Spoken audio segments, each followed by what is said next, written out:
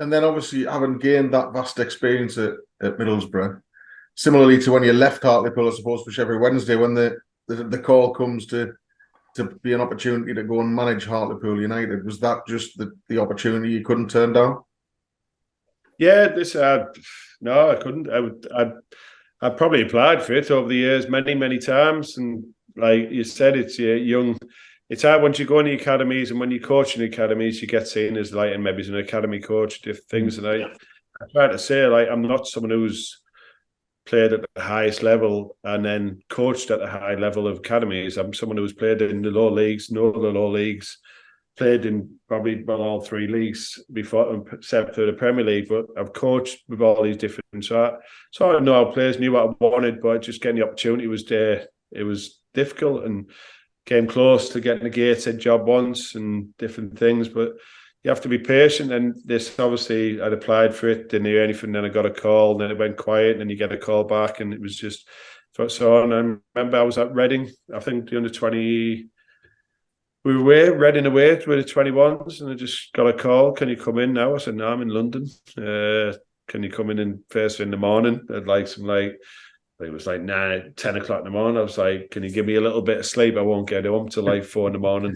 I said, can I come in about 12? And so, yeah, loads of ringing around, sorting out, speaking to different people, and then got myself in. I think I was doing a presentation on the bus till about 3 o'clock in the morning, trying to iron a few things out just to try and, but then, like I said, the opportunity was there for me.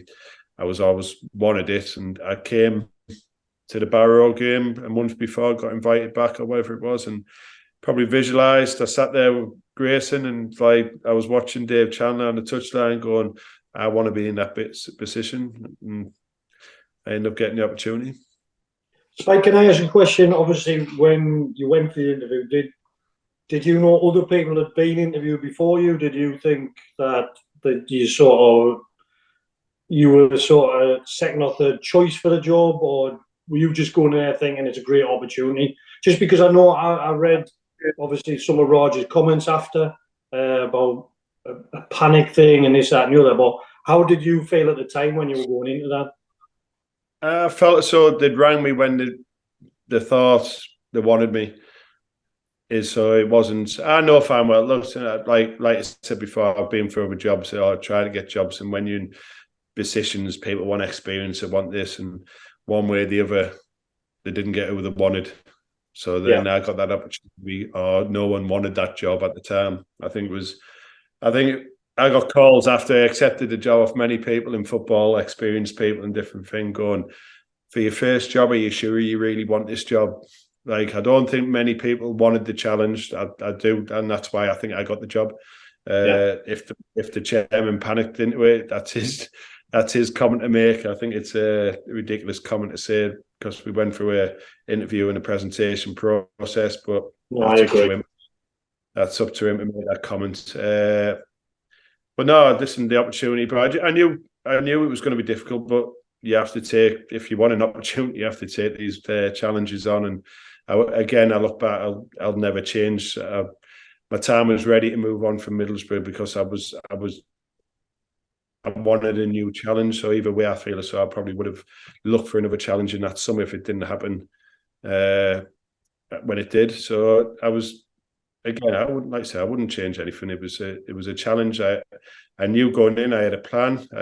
We had objectives. What we wanted to achieve when I got in there, and I knew. Like I said, most people said to me, these players will not last a full season. They've had a 2-week window. They've literally, you're going to blow up. So my challenge was to get as many points as I could before that, and we knew January was going to be massive, trying to bring in players, trying to add to the right ones to try and get the points on the board. And probably part of my downfall was we probably got the points quicker than what I thought we were going to get the points, and we had a great run through February when we went in. I think we won 5 out of 6 games and that point tally, and I think it was. I always look back and it was Newport away. I think we hit the 50 odd points, 51 points, and I always in my own head was quiet with it and I didn't want it out there. I just thought we want to get safety first now. I want us to kick on. And I think it was one of them. I think someone put it on the board. Lads, you've done it. And it was just like probably a pin deflating, like, so we've done it, achieved it. So all this, that, there was a lot of lads who were hanging on with injuries. It was just like that mentality of like, oh, we've got safe. And it was, I don't know. When I look back and reflect on it, I was thinking that could have been a moment where that shouldn't have been put on the board. That shouldn't have been.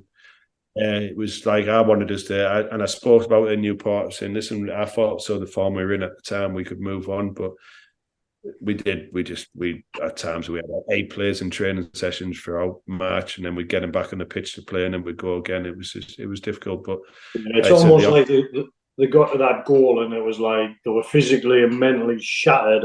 And when they hit that target, it's like, you know what I mean? They're over the line, and that's what I was going to ask you. Like when you went in and it got sort of the communication with the club, did this give you any sort of would be happy to steal but want you to finish here, or a points total? The whole thing was to my objective was to stay in that league. That was the main thing going in. We wanted to stay. I wanted to. You talk the talk. We want to move up. We want to try and progress. Can we finish halfway? Which we wanted to. We want to finish as high as we could.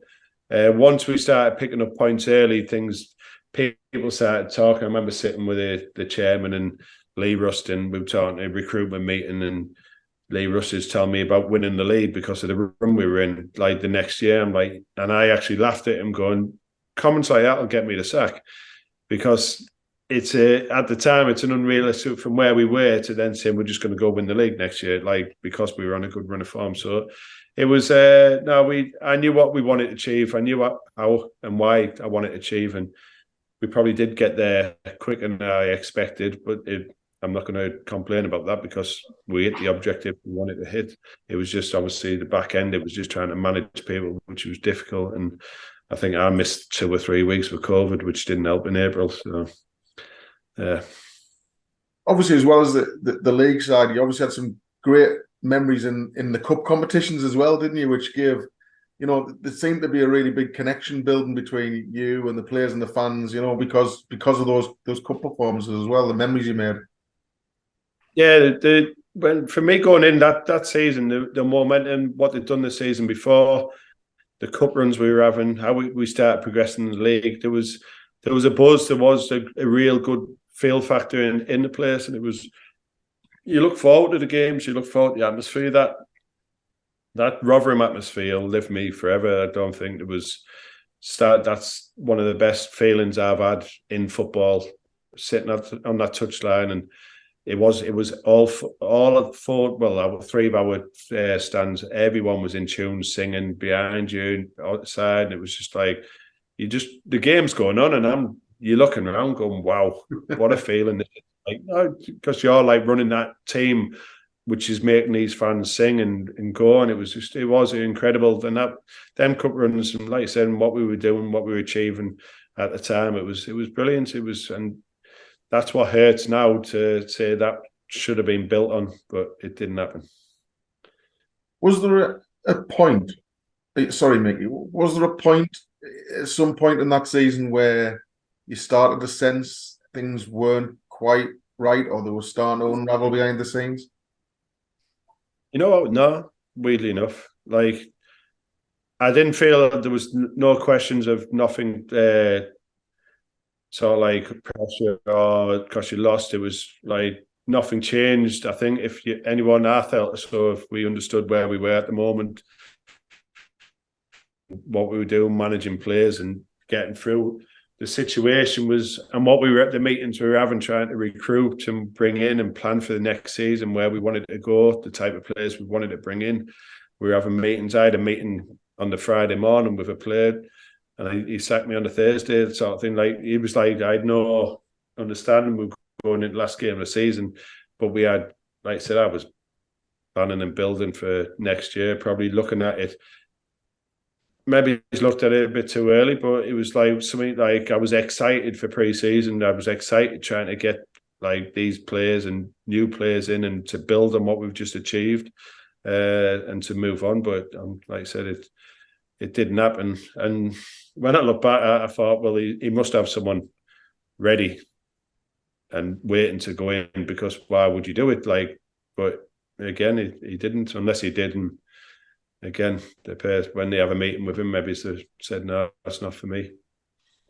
You just think when, like, obviously I was speaking to Nelson yourself at the time, Spike, and you think, yeah, they've had a bad run, but you've met the objectives what they've asked for. You've done above and beyond in the cup runs, and I always think, who's he listening to? Who's giving him sort of his information to make these decisions, or has he got someone in football that's telling him these things, or do you know what I mean?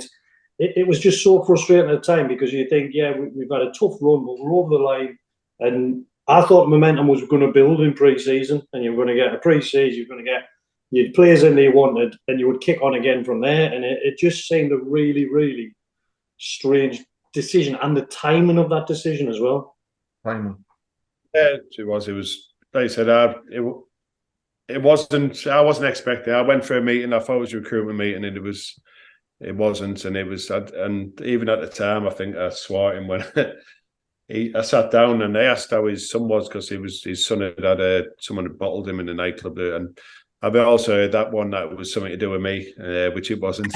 It was definitely not. So I asked him, sat down. I was Rio doing different things, and then he said, yeah, and then he just went, right, time for change. And I was like, what do you mean? He went, time for change? So I'm like, you're effing joking, aren't you? And he was like, nah, time for change. I was like, I'm trying to justify like what's he got, what's that? And he didn't have, I can't think of, he said something in the end. He said something like, players aren't playing for you.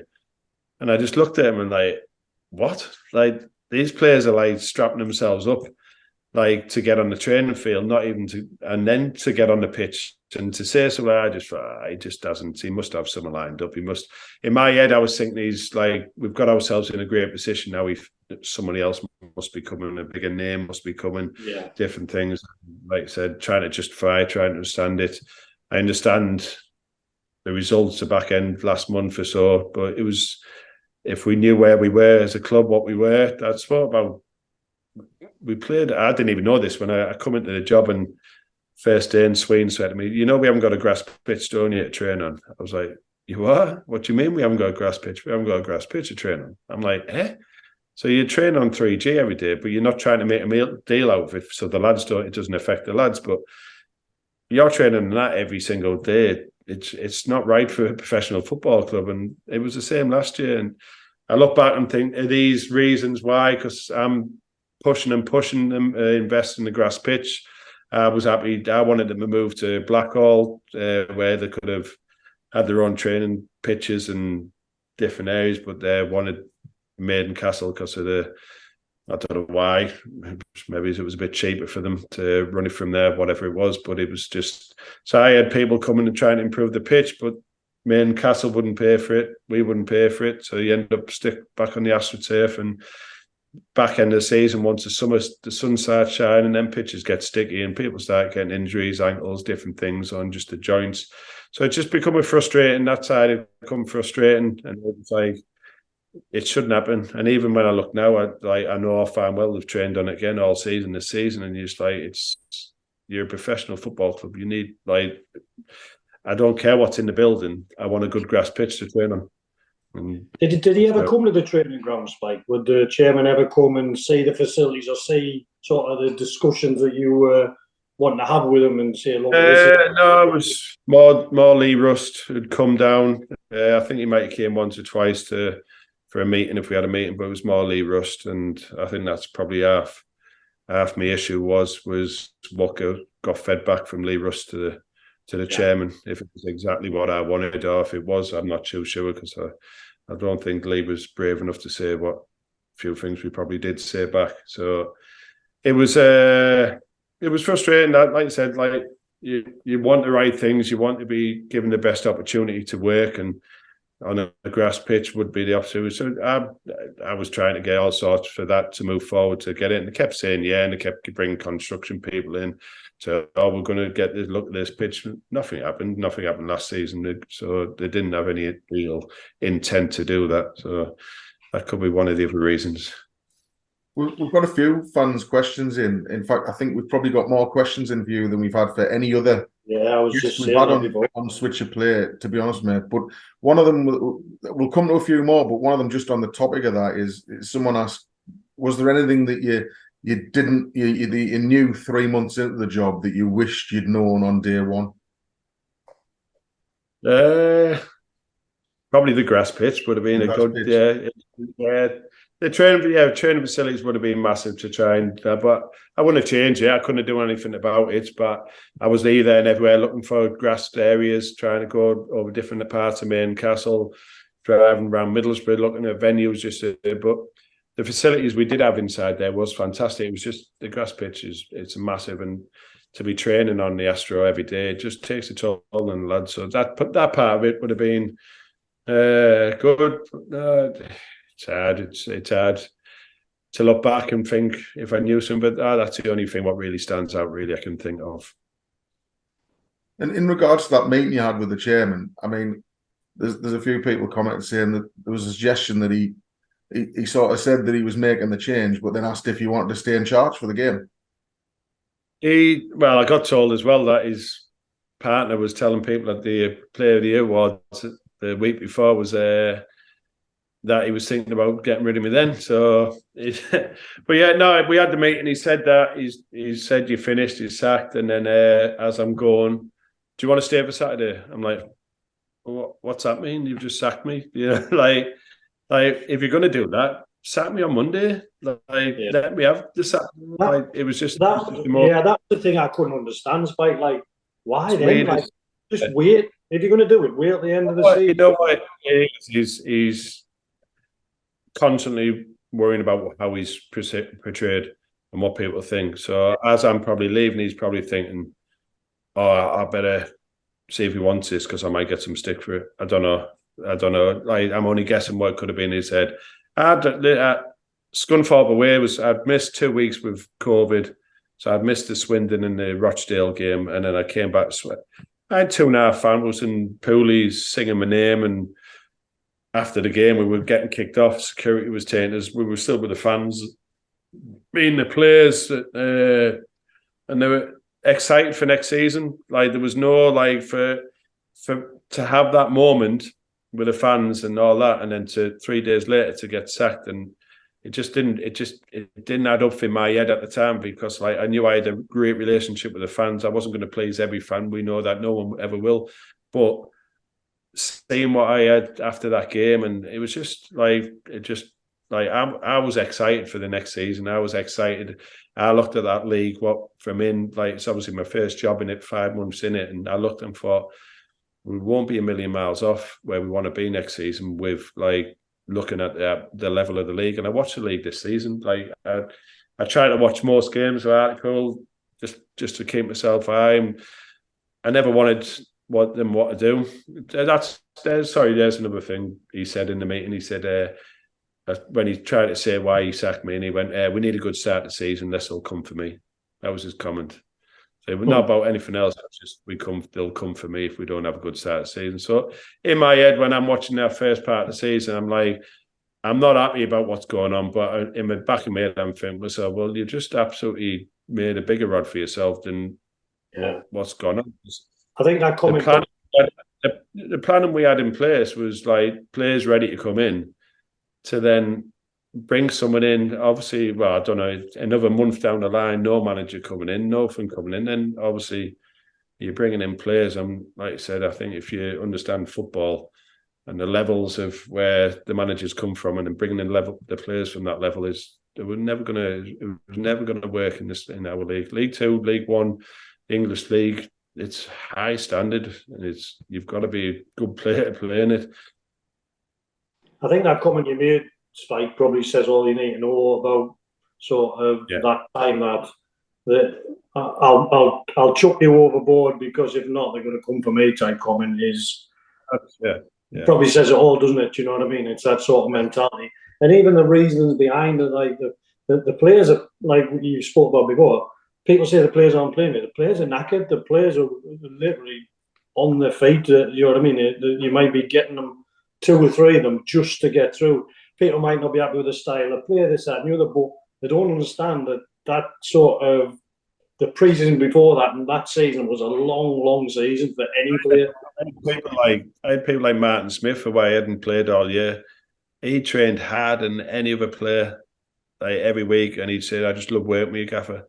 And that was someone I wasn't even picking. I'm like, it was just a comment when he said it. I was just thinking, "Wow, you're so far off the mark if you're going to try and use players as the excuse, because it's nowhere near that." And 2 of the previous games, I wasn't even in the training ground or on the pitch and the dugout. So I was like, so yeah, it was a strange one. There's obviously been a lot of talk about, the recruitment and the meetings you were having to try and recruit for the following season.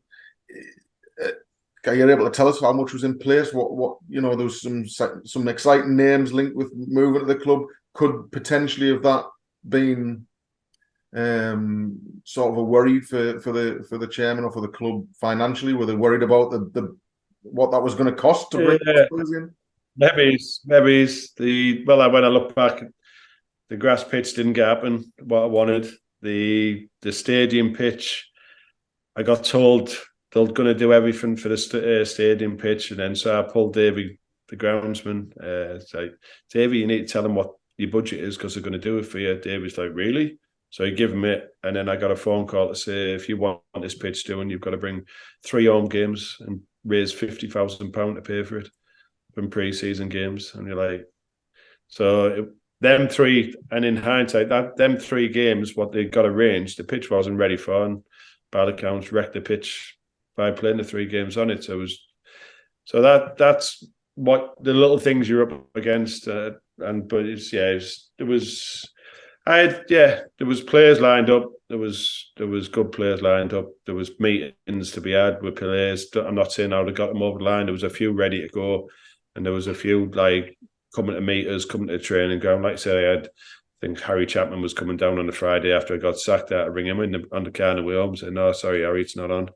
And then there was more. There was loads. I got a laugh because I've seen comments on Twitter and people, and someone else say Graeme Lee had him lined up, and I'm laughing because people were going, "How many did he have?" And I'm thinking, well, I actually did have him lined up. I actually did. It was just one of them where you looked and like you're using the 5 months for what I had to see what we needed. I knew when I first went in, we were way off the mark in the distances, the midfield, we weren't covering enough ground. So that was one thing I really worked on with them lads to try and lift that tempo. I think I was working out, we're probably 6K down on each team, each game. If the distances, our lads were covering to theirs, and people that step the game up and that's when you get like Crawford, Tom Crawford coming into the picture, and his game went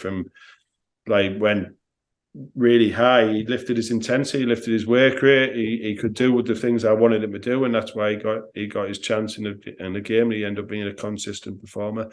Fevs was one I wasn't expecting to raise his distances as much as he did, but he did, and he'd done it, and like I said, they're the type of things you want, and they were the type I needed to bring in. You needed legs in that midfield. I had good legs ready to come in. Bryn Morris would have been fantastic for us if he'd kept himself fit. Unfortunately, he just kept picking up knocks and injuries, and I could understand like there was always our concern if we signed him, would he be able to play? But I'm sure he's played quite a few games this year.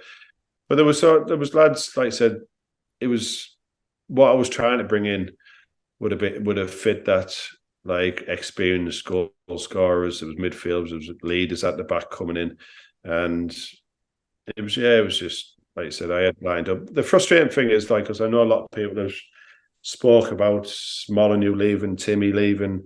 I had them meetings with them at the end of January to get signed. And then it was down to the club to speak to them. And so, like, when I spoke about Lee Rust, like, my opinion, and I sat here, I would dilemma thinking, what do I say when I come on here? How much do I say? And I don't want to say, like, look, come across big, but he should not be near a football club. That's what my opinion is. He should be not near a football club, because they're the people who loses. And I don't know if it's his fault or if it goes back to the chairman why, or what they're trying to do. So if I have a meeting with a player on the end of January, I had who did I have in? Joe Gray, Tom Crawford. These are the ones I was trying. Moles, Timmy. There was trying to think. Fergie, all these. I got them in early. I went, lads, new contracts. I want you signed. We'll get it done in the next week. I want to really get you signed up early and blah, blah, blah. And I'm like, all right, they're all excited, brilliant. Speak to them 2 days later. Agent hasn't heard out. Ring Lee Russ. Yeah, I'm gonna ring him. Yeah, I'm gonna ring him. Another week goes by, nothing. Another week goes by, nothing. And I'm so at this point we have this February where we've had a fantastic. We go on a, like I said, 5 out of 6 games. We win these games. All of a sudden, these players become like interested players. Like teams are starting to sniff around them. They're out of contract. They're this and like. So I ring, and then it comes to like March, and it's still not even near. And then when I have the meeting, I'm saying to, so Timmy wasn't on a good wage. So I'm saying to him, let's double his wage or whatever it was, and we'll get him, and he'd be still cheap for this league, but we'll do it. Yeah. But what we'll do is give him £100 pay rise. I'm like, you'll just upset him. And that's what they did. Timmy come straight up to me and went, Gaffer, is that what you rate me at? I went, no, Timmy, go back to your agent, tell him what you want, and we'll do it. He went, no, if you're going to offer me that, I'm not staying. I'm like, no, go back to me. And I'm like trying to manage these players to go back to the agents, and they're just players are just went, nah, if that's what you're offering me straight away, then there's no point me even negotiating. So then you like going back. Mole's wage demands went from, we could have got him if we'd done it early, and then all of a sudden just went to another level because he knew his agent said to him, you'll get a wage here, there, and whatever, you're scoring goals, you're doing this. So we just, instead of, if they'd done it early, like I wanted them to do, you sign your players up, it might cost you a little bit extra for a couple of months, but it saves you a hell of a lot of money in the long run. But like I said, it was a constant battle. They didn't understand. It was like to do how early we should have done things to tie these players down. And then, like I said, I think, and the worst thing is Fergie. I was on to Fergie. I'd done how many times trying to get him signed up, and then he agreed the week before, and then they all went quiet. And Fergie's going to me, no one's ringing me. I'm saying, and I'm making excuses up. Someone's away, someone's this, we'll get it done. And obviously they didn't. They just waited for me to sack me so they could announce it the next day. So Fergie's only signed because I've gone or something. It was just a little thing. It was really cool. I think I try not to get too involved with saying things, but I remember Raj Singh, when he did his first interview as chairman of the football club, said he'd learned from the mistakes he made at Darlington, and that he was going to surround himself in people who could help him run the football club, and he would take their advice, and that would help him run the football club. And I don't think in the years since he's ever managed to do that, because the people aren't given the power to help him run the football club, because there are too many. You look at it, and I don't know this Lee guy at all. I've never met him. I don't know much about him, but he could be the guy that's going to Raj. Well, they're not playing for the manager anymore. Well, I'm not surprised, because they're not getting the contracts that they should be getting offered to get signed up. And you said, when I used to sign a new contract before the end of the season, give me a hell of a boost.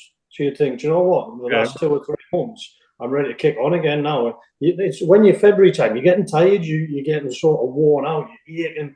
And sometimes that little contract boost, a little bit of extra money, a little bit of extra security for your family, kicks you on to the end of the season. But if you've got 5 or 6 players who Spike's saying, we should get them signed on, and he's wanting to get them signed on, and they're having those conversations, that can work the other way for those players that go, do you know what? Well, I probably know I'm going to be leaving now, so that sort of effort might not be there, because they might be thinking, well, where am I going next?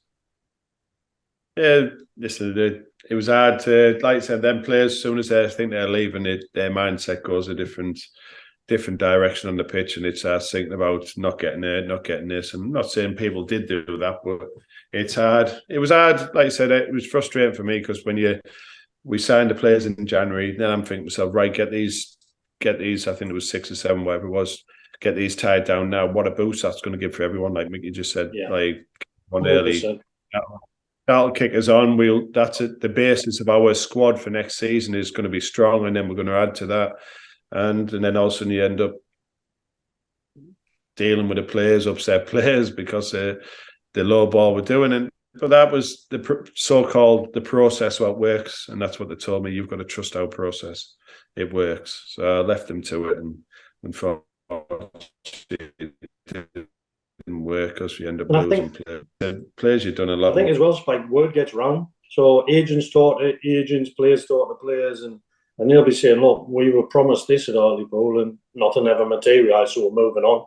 So if you are thinking about Hartlepool as a club, you got to be careful because they're not always following through with what they're saying, you know. And word does get round in football very quickly. Yeah, it does. It was just frustrating because, like you said, what could have been, what I felt as though what could have been with the players, like I said, if we'd re-signed what we had and then added to it, we'd have been all right because we were doing all right. We were holding our own. Apart from the back end of the season, we were holding our own. And even when you look at back end of the season, we still get a point off Forest Green and things like that. We're top of the league when we go in there. So that's when, I think 2 weeks after he sacks me, he says, it's just like, didn't add up. It's frustrating. Like I said, I can look into it every way. It happened. It's frustrating. I can't change anything. But I've reflected. I've looked at it. I've had sleepless nights thinking about it. Of different things. What I could have done. What could have done different things. There's loads more situations. What went on, which frustrates you. But that's part and parcel of management, and I'm guessing, and things you have to deal with, and things you learn going forward. What you have to deal with. Spike, can I ask a question? Was there a head of recruitment at the time? Because I remember, did you have a guy in charge of recruitment at the club? When I first came in, they brought Lee Turnbull in. So Lee, to be fair, at the time, Lee's like an encyclopedia of football. He knows every single player. Yeah. So for a club of our stature, only having that one scout, he's a great person, but he knows everyone in the game. So you could find out things quickly. I don't know how much I want to say. So we get to the end of say what you're comfortable with me. You don't have to say. We get to the end of January and Lee rings me. So Lee rings me, sorry, in the 4th of January, and he goes, "Jesus Christ!" He said, "They're running around the room like headless chickens, saying we need to sign someone, panicking like mad." So hence why, like, we end up signing Carver. We needed a striker with a bit more physical presence at the time. So we were looking. We knew Carver wasn't going to be the long-term answer, but we just wanted a striker who was going to come in, be quite effective at the time. So, but we were trying to be patient. But these rang me going, "Listen, we need to make a signing quickly." He's panicking, running around. So we ended up bringing Carves in, and he was nowhere near fit enough what he could have been. But then we got the end of January, and so Lee's got in. Lee was on I think he was on like a 3-month trial basis or something like that. So the question asked to him was, "What do you do now? Now the window's open, what do you do now?" Well, what does a head? Lee just said, "What do you mean? What do I do now? I go looking for players for summer, and do what a scout does, and start." And they were like, "Oh, all right."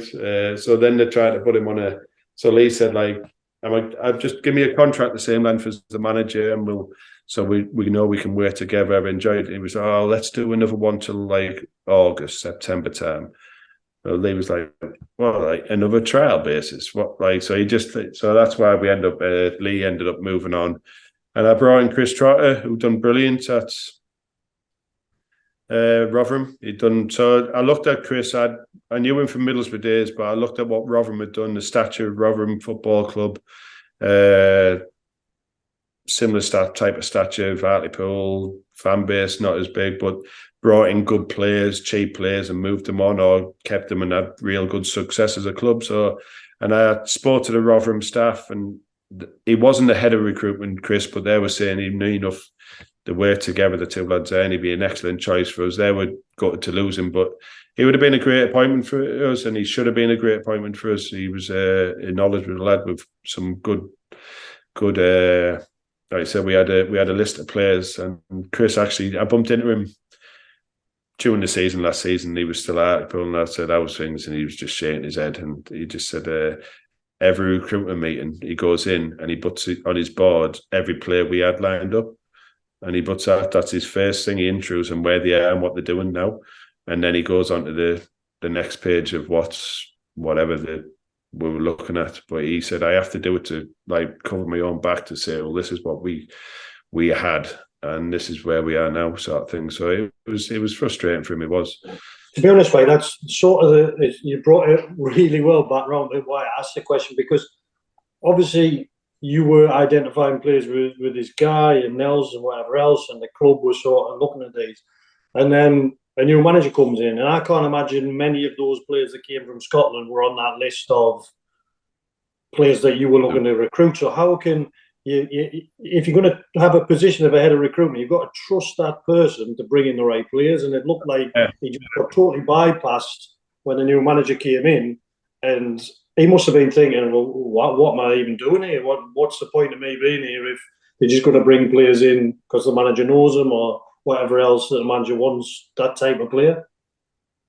Yeah, when I spoke to him, that was like for Chris, he wanted to lead a position of like head of recruitment for a while, and he took that opportunity because he knew me and he felt it was the right opportunity for him. But then to not be given that opportunity to show actually or bring in the players what we'd all identified and brought in, and there was players he'd identified, players I'd identified from, but it would have been we were putting together what would have looked, and like I said, some of them lads now had very successful seasons at clubs and promotions and different things. We had like the PGR centre half. I know he was at Oldham the year before, but he was a leader on the pitch, a man. I think he was Stevenage captain last season, had a fantastic season. So people like that, little ones they were ready to come. They were waiting to come. We had it all agreed, figures, everything done. Just frustrating. And I think probably the start of that next season, the start that they had ended up costing them relegation, really, didn't it? Because they got off to such a bad start, and then the sort of players never seemed to fit into sort of whether it was fitness or ability-wise into a team that could, no matter what manager went in, could get them out of that. And for me, recruitment is the biggest thing in football. It doesn't matter how good your coach or your manager is, if that recruitment's not right, you're always going to struggle. Doesn't matter how good that coach is. Yeah, massively. It's massive in what you bring in. The fitness, like I said, the fitness side of it for these bad accounts. I don't know the Peter Hartley who came in, but he was not Peter Hartley. What was he called? Hartley, anyway. Paul Hartley, yeah. He don't say Peter Hartley. It's harsh. I was talking to Peter the other day. That's why he's on me. It wasn't even Peter. I tell you, he had a bad turn of management. He lost all his hair. No, he's like, I don't think he was a bit old school. He didn't believe in the GPS stuff and different things. So not being able to monitor what the players are doing is a massive thing now. Like you've got them that equipment to use it. Get your guidance from it. Know what the players are doing, so you can make sure you've got the fittest team you can possibly get. But if they don't use it, then it becomes like I said, you're chasing. If them players, whichever manager came in after that, trying to chase that fitness, trying to build that fitness up to like then get them strong enough to. It's such a difficult thing to do during the season. It's like I said, you're managing games and then you're trying to lift the intensity up. I remember, I think it was Bradford. I had one of the. We had the easiest pre-season I've ever had, and like as a player, you're like, whoa, and it was all like done. Like, oh no, it's all right. This is, and I remember playing games and you were 3-0 up, we'd say 70 minutes ago, but you were blown out your ass. You were knackered, and you were like, and back from Christmas, we didn't hardly win a game for a long time, and we just literally down to fitness. It was like you weren't fit enough going in, like from that core, what you built in pre-season takes you through the season massively. So I don't know what they did pre-season, but I don't think it was a success. One of the questions, Spike, I know it's sort of changing course a little bit, but I'm trying to cover in our conversation most of the topics that the fans have come up with. I suppose it's not one you'd be surprised to hear, but Gavin Holohan sort of divided opinion. Obviously, it was a bit of a fan's favourite, wasn't he? He popped up with a load of quite important goals at times, but he was allowed to leave the football club. Can you shed any light about that decision and the reason? Yeah. Listen. I'm not gonna say anything. I like the fact that Gav's I don't fall out. We didn't have any fallouts or nothing like that. It was just down to, at the time when I came in, I spoke about early in the conversations about what I wanted from the lads in training, what I wanted the lads from the games, the distance they covered, the understanding of the shape, the balance, and different things there. And unfortunately for me, Gav didn't grasp that much. I seen his qualities, what he did. Every now his forward runs, and he scored some vital goals, and he done fantastic for them. But at the time, under myself, it just didn't. I don't think maybe he didn't get the goal he needed or what it was. It just didn't seem to work. But his training stats and things just weren't. There was always bottom two or whatever it was, and it was just something.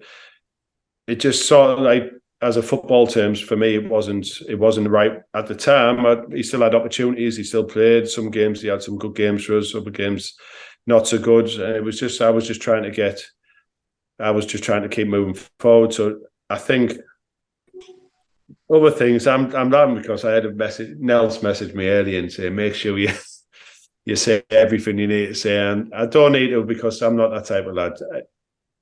There was opportunities for Gav later before he left to play. I'll say that, and it didn't happen. Like, I know that story because I've spoken else about it, and I'm not going to say it either because it's not my place. But on top of what you've just said, as I say, I know you've been incredibly kind to him there. Yeah, but listen, and I think we can leave it there.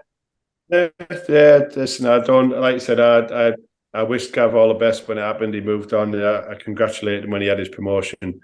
And there was no, like I said, I don't fall out here. But it all boils down to is at the time. So if you look at the results and what we were doing, I've spoken to it a few times, and everyone will see you talking about February because it was. But as we build through January and February, and we started, I had a team of players who were, the distances had gone up each player massively. And we were getting results, and I was looking for next season. So when Gav moved on, I was looking to bring in for next season. Now, I only think a lot of the questions are getting asked now is because of the season you've just had. So, because Hartlepool have had a really poor season last season, then you look at the players from the past and think, why is he gone? Why is he gone? Which I understand. He was a fan's favourite and he scored some vital goals. He had great success, and that's one of the reasons why I'm not going into other detail and what else. But I would want better players, if you know what I mean, coming in. Not what we had. I was trying to improve all the time, and I just think if we now it's like you will question what we used to have. I wish we had Timmy still. I wish we had him. These players. So that situation, I do look back and I think I would have kept a few players so the squad was a little bit bigger, and that's one thing when I reflected. I'll talk about this one because it's a bad thing. So in January, when I got the job, I got told. I shouldn't say the figure, should I? So there's a figure. I'll kill myself there already. There's a figure for a forward, right? We'll get one. So I was like, right. So we were patient. We end up getting. Well, it wasn't for that money, by the way, but it was. So we end up getting Bogle in. So we sign him, and the next day I get a call and say, right, go tell Cullen you can rip his contract up. I was like, what? What do you mean? Tell him he can go. Just rip his contract, he can go. I'm like, no, he's a good player. Still want him. Well, no, we don't need him. We just signed one, so he can go. I'm like really? Like, I didn't. So we kept him till we had. But at the time, I think Coles said there was a few things at home and different things. And once he wasn't in the team, and he was happy to move on. But it was people like that were good players. And part of me thinks, I should have stuck my ground and kept them in. Probably I'd have kept a few more. So when we did get the injuries, I had them extra players to coming in. I know a lot of people have said about me playing the young lads in front of Gav and different things. These young lads were coming in. I was trying to. So you plan for next season. I'm planning for next season. I'm looking at different things. These lads were given everything in training and different things, but it wasn't so much that. I'm also trying to build relationships. So when you look at deeper behind the scenes, I've got Newcastle offering me one of their best players. I've had Middlesbrough offering one of their best players. And I'm thinking, so, well, I'm going to need in a next season another best player. So you look at Hayden, what a season he's had. He probably would have been available, and I'd have tried to get him in that summer because he wasn't in the plans. He just had a loan at Scunthorpe, hadn't been so successful, but I knew Hayden what he could do. So you'd have looked at their pre-season, but I'll have you, and they'd have probably let him come to us because it's another loan for him. But thankfully for Hayden, he got in the first team and he's showed what he's all about. So there's some, I could go on, but I'm not going to go on. One of the questions, I suppose, is a nice way to end, Spike, is, you've obviously been through it a little bit there, and the experience you had, what it was at 32 games, one transfer window, never enough for a manager. Does that sour anything? Because obviously 250 games as a player, more than 250 games as a player for Hartlepool, obviously you've got a big attachment with the club. Hopefully that doesn't sour what you think of Hartlepool United. No, listen, I was watching last season. It was more frustrating because I knew what it could have been. So I'm watching these games and I'm you gutted because I don't know. I wanted.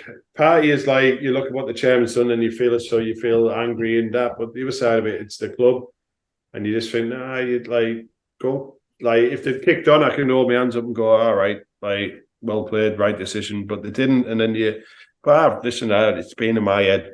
The only saving grace from it all was that year the last year I've spent with my family, and so I've been able to stay off and be with my wife and my dad, who passed away in February. I had that opportunity to be with them all the time. So that side of it, maybe that's why. I look at it and think, well, that's given me that opportunity to be that with my family, and family comes first over everything.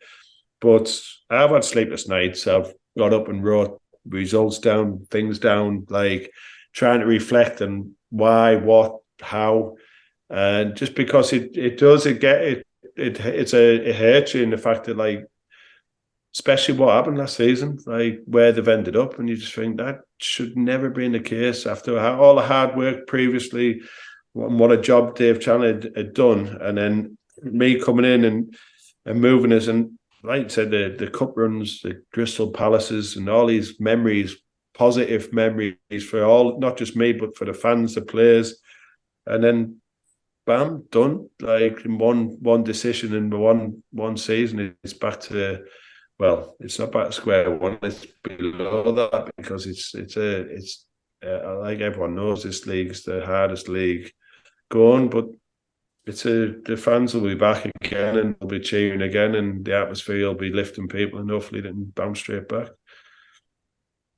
Spike, can I just say, I remember coming to a couple of the games, and obviously I've known your family for a long time, 30 odd years, but I don't know how you told your Grayson that he wasn't going anymore, because I've never seen anyone with such a big smile on the face when he used to run on that pitch.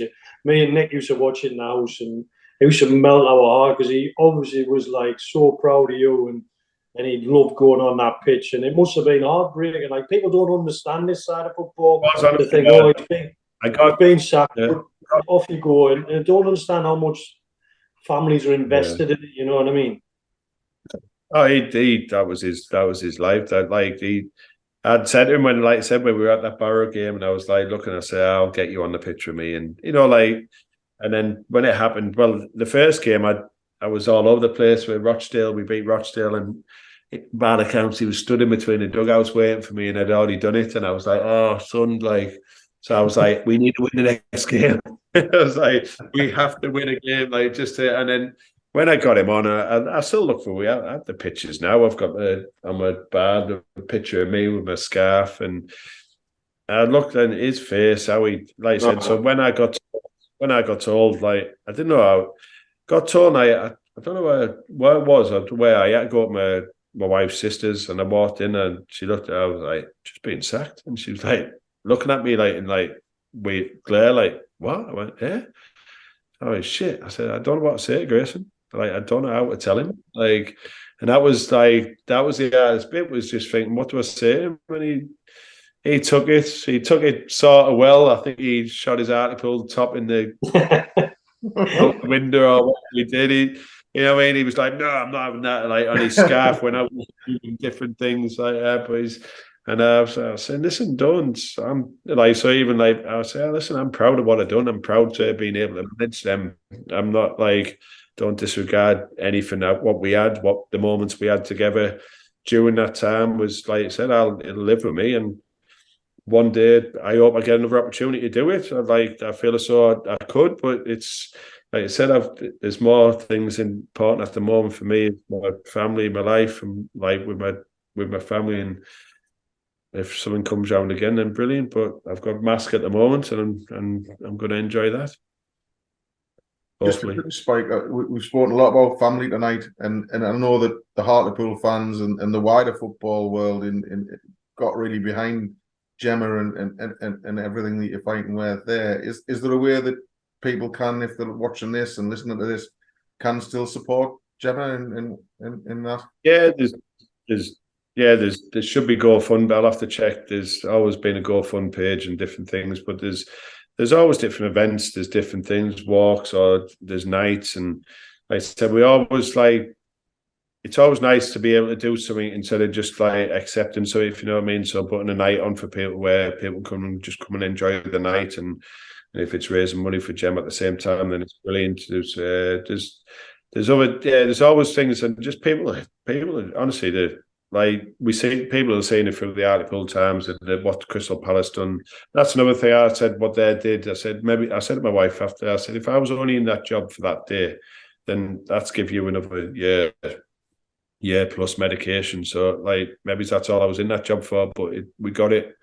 Like, so it's them things are massive, and that's like part of it. But yeah, listen, there's been the immense amount of support she's had and continued as people racing, there's people running the Great North Run for her, there's different things like, and not always people you know or know really well, but who come forward and just, I'm going to do it for Gem. And it's like I said, it's like that support's why she's still here.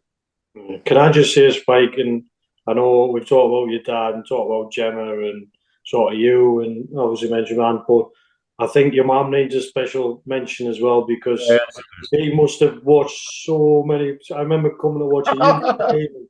She must have watched so many, but I don't even know whether she likes football. But every time after a match, she's got a smile on her face. She'll give you a cuddle.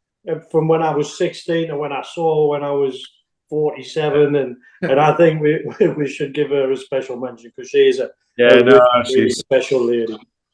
She's getting a football fix at the moment. She comes and travels around watching Grayson now as well. So so she's got a mini back mash, so she'll come down and she tells me what to do. She tells me who's rubbish, who's this. But that's what she done for my dad. She'd tell him to get him off.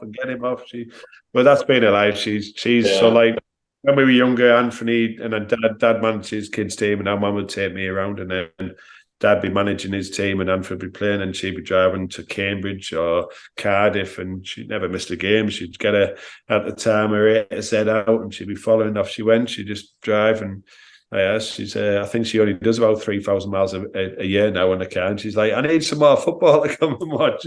So amazing. So she really is. She's it's been, like I say, it's been a tough year for my mum this year, so not having our dad around, so the football fix is always, it's that distracting, and we all know somewhere along the line how Dad be watching down and smiling. 100%. Well, Spike, it's been an absolute pleasure catching up, and thank you really for being so open. It's been a pleasure. I hope I haven't got myself in trouble or out, but yeah, I've tried to be. Listen, it's people get asked questions, and if you can be honest, I think when I left Hartlepool and you're still under contract a little bit, you want to be quiet. But I don't like talking. I'm not one who usually goes and says anything negative about anyone. But all I want to do is talk the situations you're in, and the situation is, and that's why it is. And there we go. Hopefully, people enjoyed it. And Spike, I think the one thing you've got to always remember: if you're not honest, people see through it. Do you know what I mean? Yeah.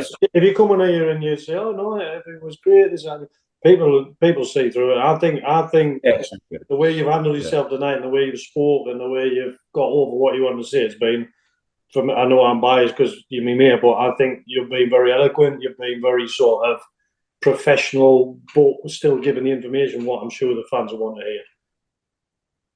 I appreciate it, mate. Thanks very much. Well, Micky, we said right at the start we wondered how open Spike was going to be. I think he was as open as he possibly could be, wasn't he? Yeah, I think he was. I think he was honest. I think you could see that the decision that was made at the time is still hurting him now. It's still probably giving him sleepless nights now. He's obviously reflected on last season and thought if he was there, that wouldn't have happened. Probably he probably won't take any sort of pleasure in seeing what happened to them. But you can see that decision and the reasons behind it, probably more than anything else, did hurt him at the time and probably still are hurting him. You could see he probably wanted to say a little bit more at times, but because of the type of person he is, he didn't. But I think he was open and honest with sort of most situations that's happening, and I'm sure the fans will get a real insight into the type of person that Spike is if you don't know him, and sort of what was happening at the time at the football club. Yeah, I don't think that anybody, regardless of their opinion on the situation, could have listened or watched what he had to say and come away with any other opinion that he's just a really decent fella. Do you know what I mean? At the heart of it, it was difficult to hear him talk at times about it. Yeah, it was, and I think, we've all been in that situation at the football club where, like, you were there for a long time or you were there for a short period of time and the next day you don't work there anymore, and it's hard, it's tough. It's something that we've spoken about before, and I'm sure we'll speak about again, that you feel lost, you feel sort of, you don't know what to do the next day, and when you're the manager like Spike was, your whole life's wrapped up in that, like his family's involved in it, you used to go to all the games, and all of a sudden it's taken away, and it's a big thing, and it's a big thing mentally for people as well. It's and I think the positive for me is that losing his dad this year, and sort of obviously with Jem being poorly, that he's had real good quality time to spend with him. He's had that real time to, while his dad had passed, to be with mum and the rest of the family, and I think that's the positive he takes of it. But you can see that the decision that was made is still hurting him now. Well, it's been a pleasure. I'm glad we've done that tonight, Mick. I know we've got possibly a couple of other guests, but you've got a little holiday now with the school term coming to an end. You're going to have a break, so hopefully the next few weeks we'll get another kind of thing recorded, maybe down the line, and be back. But it's been a pleasure to see you again. Yeah, great. It's just like old times. And there's the fridge. Just to finish off, the fridge gets opened. Brilliant. And it's pretty full tonight. So, look at how well organised it is as well, by the way. Look at this fridge, by the way. Wife must have known because she's been shopping tonight, so a little bit. Fantastic. Bathtubs ran. Well, once again, I hope you've enjoyed the podcast, and I hope you've enjoyed the inside view on Micky's fridge as well. We'll see you next time, everyone. Cheers.